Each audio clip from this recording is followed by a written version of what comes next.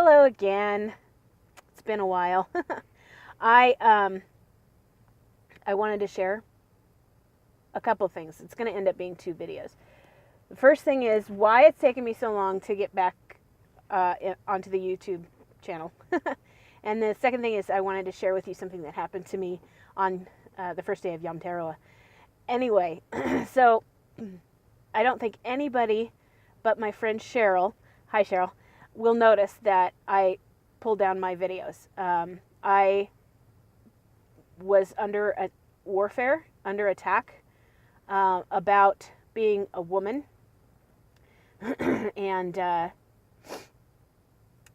sharing my gift. And that's what took so long. I come from a very conservative background, and so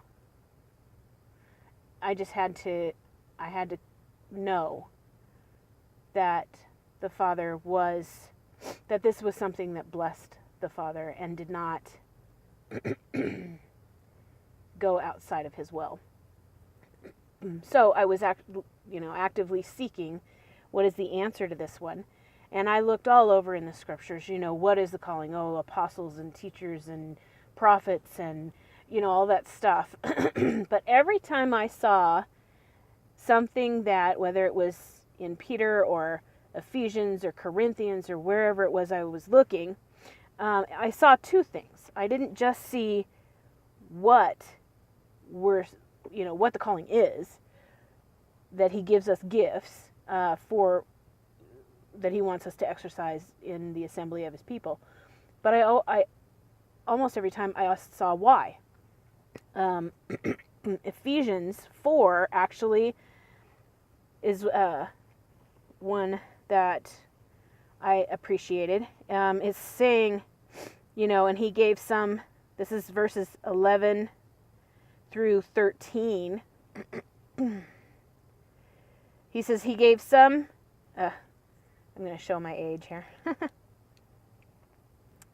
He gave himself some as emissaries, and some as Nephiim, and some as evangelists, and some as shepherds and teachers, for the perfecting of the Kodashim, to the work of service, to a building up of the body of Hamashiach, until we all come to the unity of the belief and of the knowledge of the Bane of Yahuwah, to a perfect man, to the measure of the stature of the completeness of Mashiach.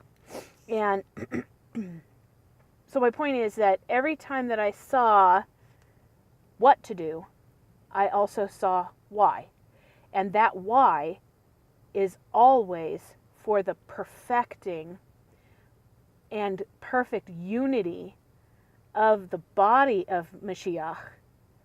And I thought that was really cool. And it all boils down to Matthew 22. I don't know, let me see if I can find this real quick. Where it says, I think it's, 37. Yeah. Matthew 22, 37 through 40. And Yeshua said to him, "You shall love Yahuwah your Elohim with all your heart, and with all your being, and with all your mind. This is the first and great command, and the second is like it. You shall love your neighbor as yourself. On these 2 commandments hang all of the Torah and the Nephiim." So, I guess I have to go back. Every time I saw what to do, it wasn't just, you're going to be an apostle or a teacher or a prophet or a servant or a whatever. I kept seeing over and over again to draw close to the Father. Your calling is to draw close to the Father, to be intimately acquainted with Him, to make sure that in humility and meekness that He can draw closer to you. He's not going to do it if you have sin or if you're living in that kind of a lifestyle. And so in brokenness and humility, You need to be clean so that the Father will draw near to you. And I just kept seeing that over and over again. That's why Matthew 22, in those two things that Yeshua said, love the Lord your God and love your neighbor. Those two things, that is the calling, of course, in a nutshell. And then in Ephesians, it's saying why.